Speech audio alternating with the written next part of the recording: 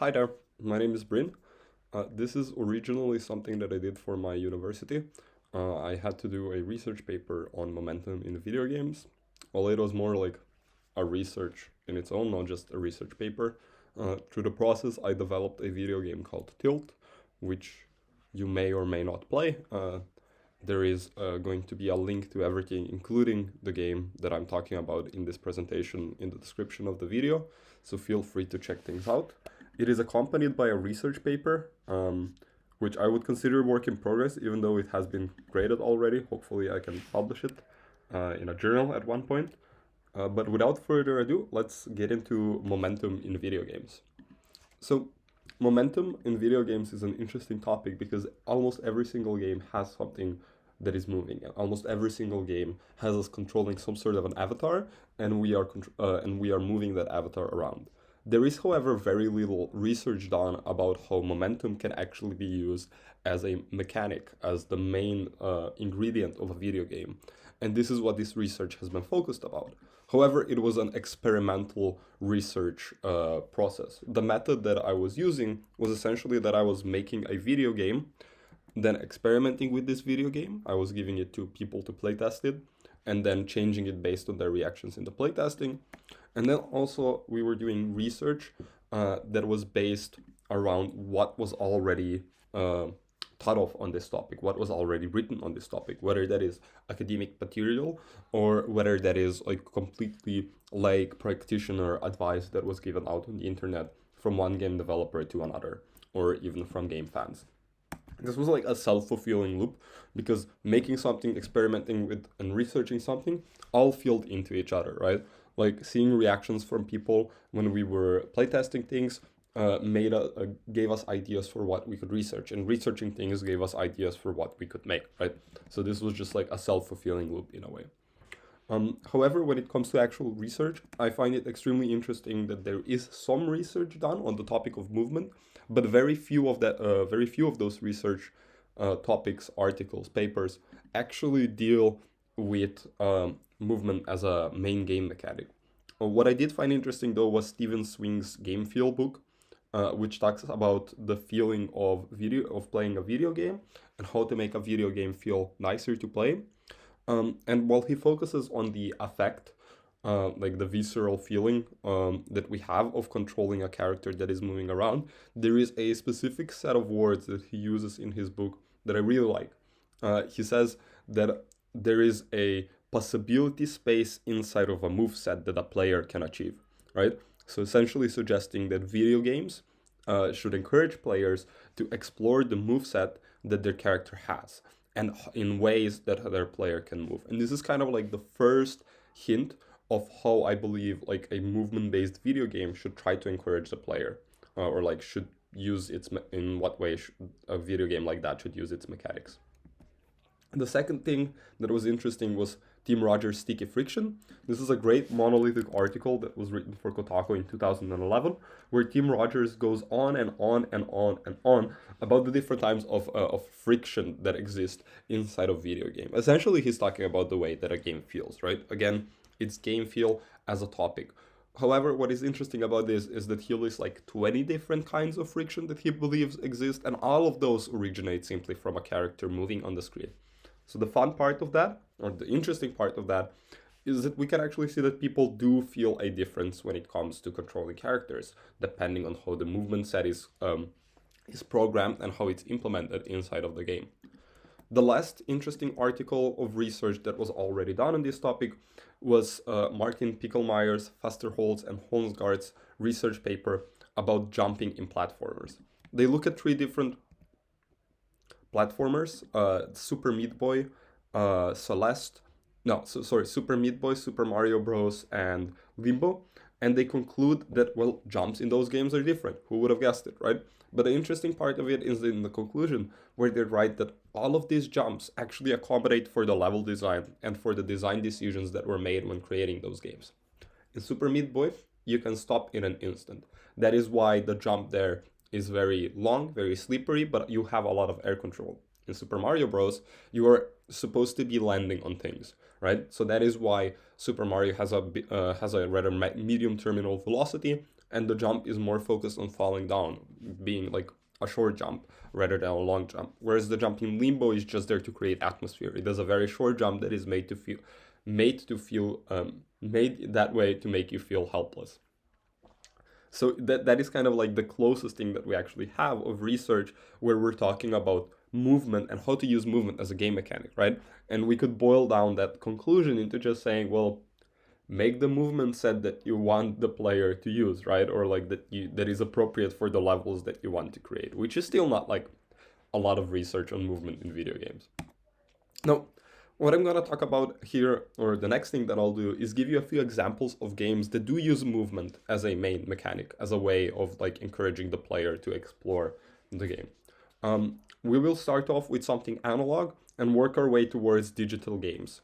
So let's start actually with a sport, because a lot of sports that we have as humans are about getting from point A to point B in the shortest amount of time possible.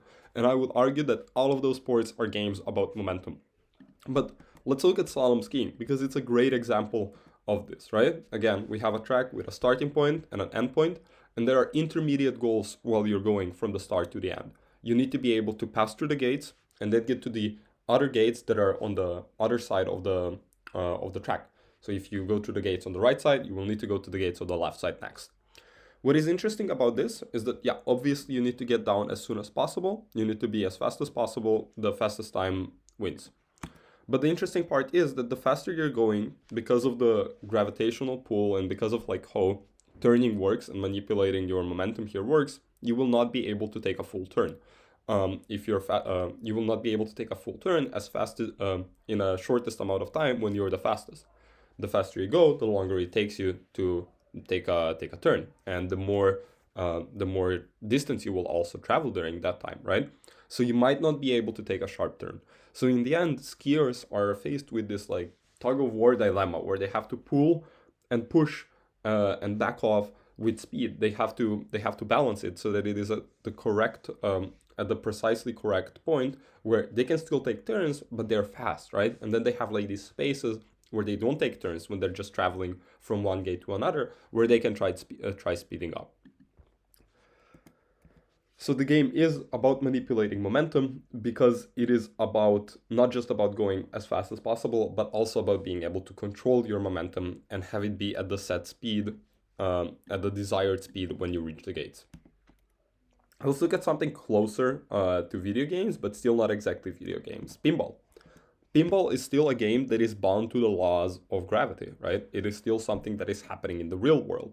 We have a ball that we have to get to certain parts of the map. And what's interesting here is that unlike slalom skiing, where we have a point A and point B, so the start and the end point where the skier wants to get to, in pinball, we have an ever-changing point B, right?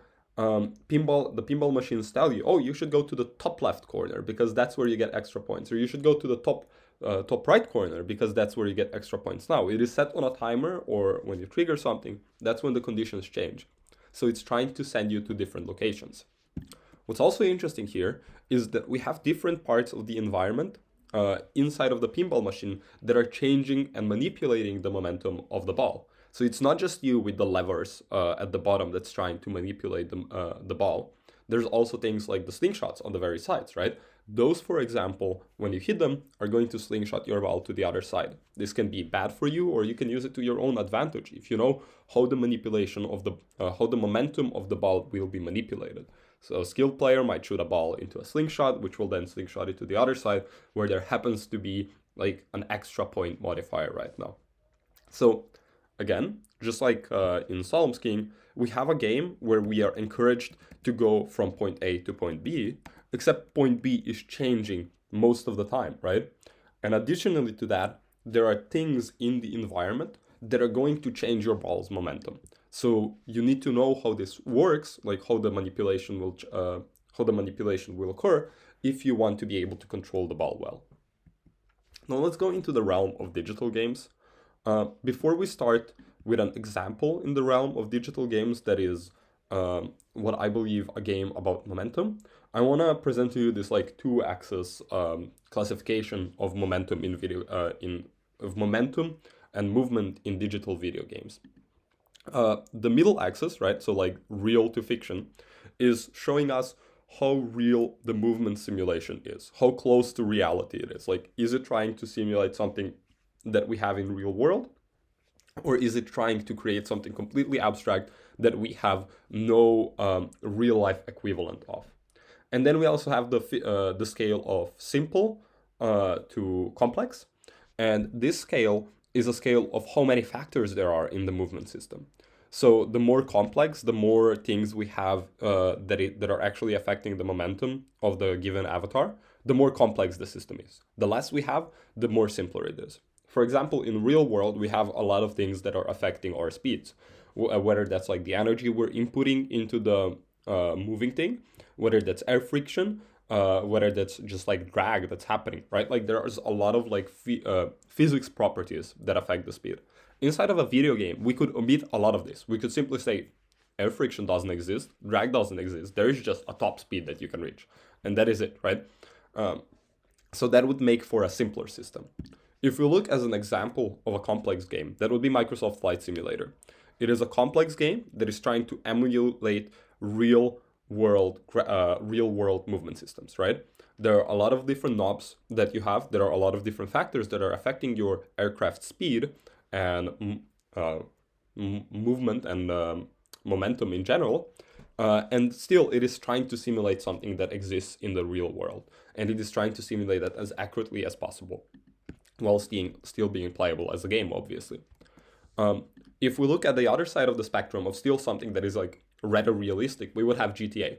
GTA is a game that is still like trying to portray our real world, but going in a plane inside of GTA is vastly different than trying to fly a plane inside of Microsoft Flight Simulator. It is just a matter of pressing the X button and pushing forwards or left or right? And you're flying an airplane.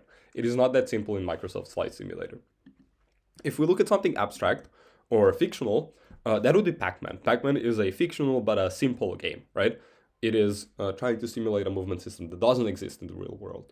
It is just like whatever, right? Like we have a dot that is moving around either up, down, left, or right, only in 4 directions with a constant speed. There is no maximum speed, there is no acceleration, there is always a constant speed that Pac-Man is moving at.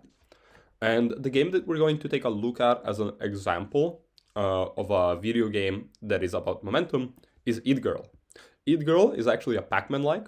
I will play a video now, like a quick GIF of what It Girl looks like, so you can get a bit of an idea, because it's not that popular of a game, sadly. And as you can see, It Girl is essentially just like Pac-Man, a game where you have dots on the screen that you need to eat. Just like with Slalom skiing and with Pinball, we can already determine that these are like XYZ positions on the screen that you need to move to, right? So the game is asking you manipulate the movement of your avatar so that you get to this point. And what I want to just mention here is that Pac-Man as well is a game about momentum, right? It doesn't really matter because it's still giving you the same requirement, right? It doesn't really matter where on this 2-axis system the game is. It can be about momentum in the end. However, this axis just gives us a better representation of what kind of a movement system we're dealing with.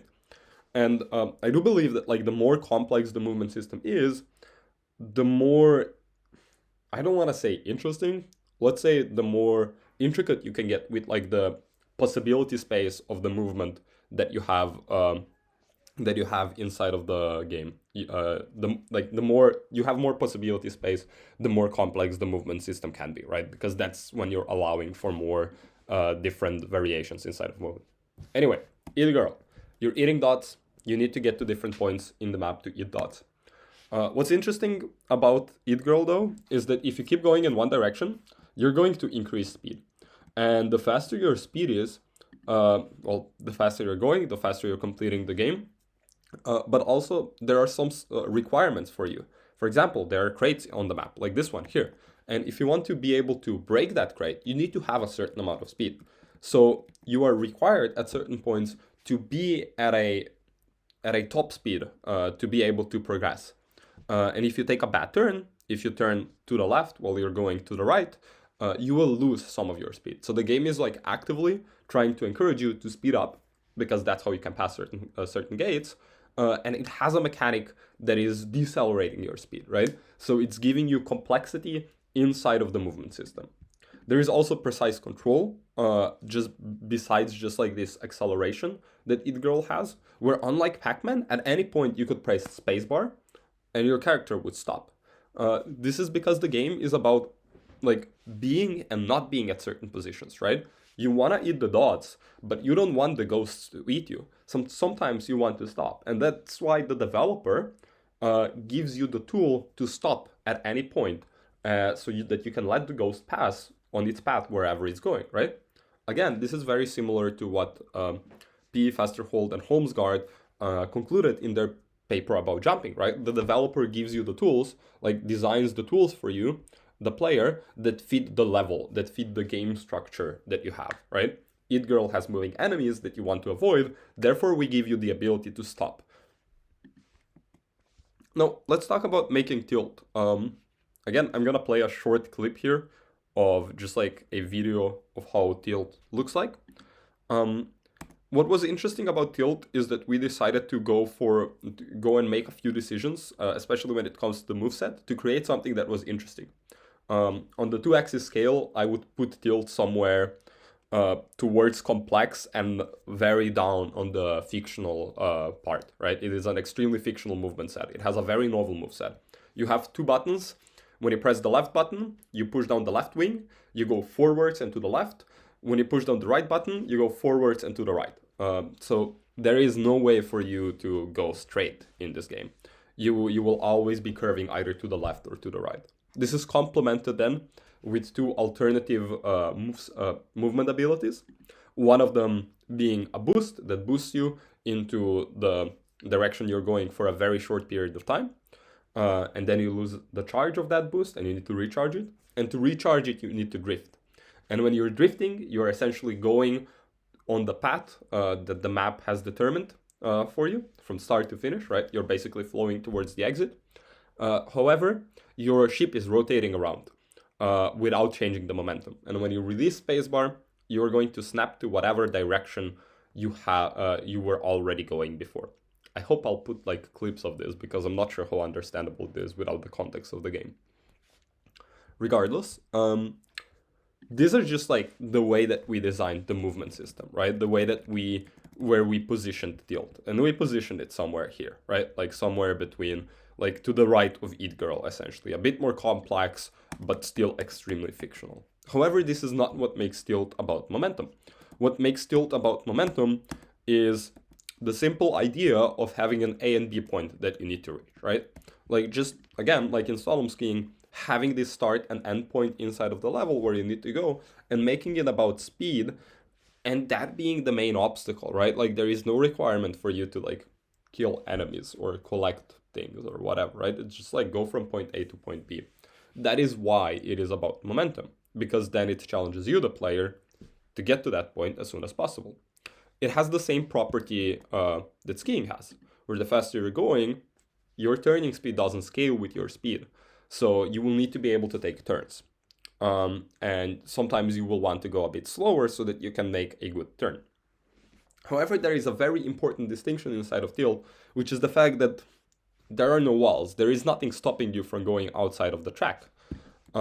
You can just go outside and you can try to cut corners. However, there is a timer when you're going outside. And the timer essentially forces you to go back in after like at maximum 1 second. You have around 1 second outside of the map. However, the faster you are, the more space you will be able to traverse outside of the map, obviously. So this allows you, the player, to sort of set your own A and B points at a micro level, right? Like I can decide that I want to go from this point here, like I want to cut this, that I want to cut the last, I decided I want to cut the last of the turns, right? And if I'm fast enough, I might be able to do that. But if I'm slow enough, then the timer will reach 0 before I'm able to get back to the track, right? So the game is encouraging you to find your own paths. On top of this, there is a meta system that we have constructed, which encourages players to go back into levels they have already completed, or to pick one of the levels per like a set of levels, go back to it, and figure out creative ways of beating it, right? Or as Steve Swing would put it, to explore more of the possibility space inside of the movement set. Maybe their previous run was only by going over the road.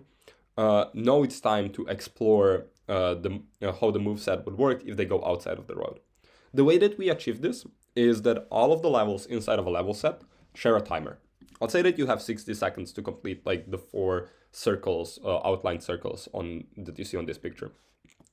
If you take 55 seconds to complete 3 of them, that means that you will have 5 seconds to complete the last one. And 5 seconds may not be enough. Maybe like it times out while you're in the middle of the track and you get kicked out. So what we do here is if you go back to one of these maps that you have already finished and you finish it with a better time, let's say you finish it with 15 instead of 20 seconds, what you end up doing is regaining 5 seconds back. And now you have 10 seconds to complete the last track, right? So there is an active encouragement for the player to pick one of the tracks and figure out how they could like improve on their time. That is obviously if they do run out of time, which hopefully tuning allows for that. So Tilt is a game about momentum because it forces the player to go from point A to point B. Because speed affects the manipulation, does not affects the way that you're manipulating the momentum of your character, because you cannot turn as sharply at higher speeds as you can at lower speeds. Because there are no walls, it allows the player to set their own points A and points B. And because of the timing metagame, it encourages the player to go back and to rethink the way that they were using the moveset, and to try to encourage and to try to like explore the possibility movements inside of their moveset. Now let's talk about some further research that can be done on the topic of momentum and movement in video games. The first one is fumblecore games. These are games that are usually meant to be funny and are usually meant to be comedy games. Games like Quop, Getting Over It with Bennett Foddy, Octodad, right? Games that put you in the shoes or tentacles of a character that is supposed to do extremely mundane things, like go get a piece of bread, or in Getting Over It, like go over a rock. But then put a lot of complexity inside of their movement system, which is usually deceptively simple, like just move to the kitchen counter as a human, right? These games focus on the movement as well. However, unlike the games that I showcased here, which are usually a contest of skill, fumblecore games focus on the comedy, and they do not really focus on trying to create a skill contest like environment. There is a really good talk about fumblecore and queerness in video games, about like bodily video games. I will link it in the description. And lastly, I want to mention skate games. So games that are not necessarily about skating, but that encourage skateboarding-like movement behavior, right? If you look at skateboarding, historically, people have explored different ways of trying to like do tricks, not because like there is anything necessarily rewarding them, but because they can, right? So skate games are just games that have extremely rich possibility of movement sets, but they don't necessarily reward the player for exploring that possibility movement set. A good example of skate games is actually games that are not meant to be played as speed-based skill contesting games, such as Counter-Strike. Counter-Strike is a game about precision shooting, right? It is a game about tactical positioning. It is not a game about being fast.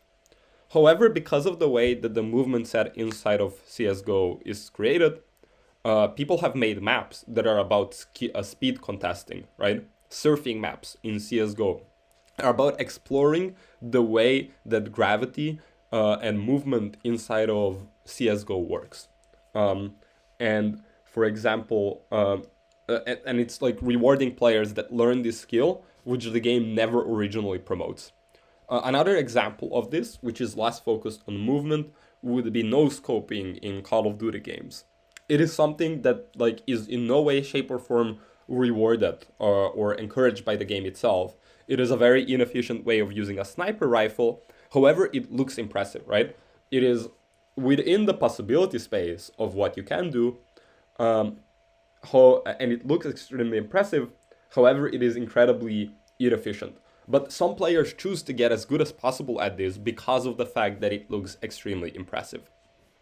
I will link a paper, or more like a blog post, from a friend of mine who wrote a little bit on skate games in the description as well.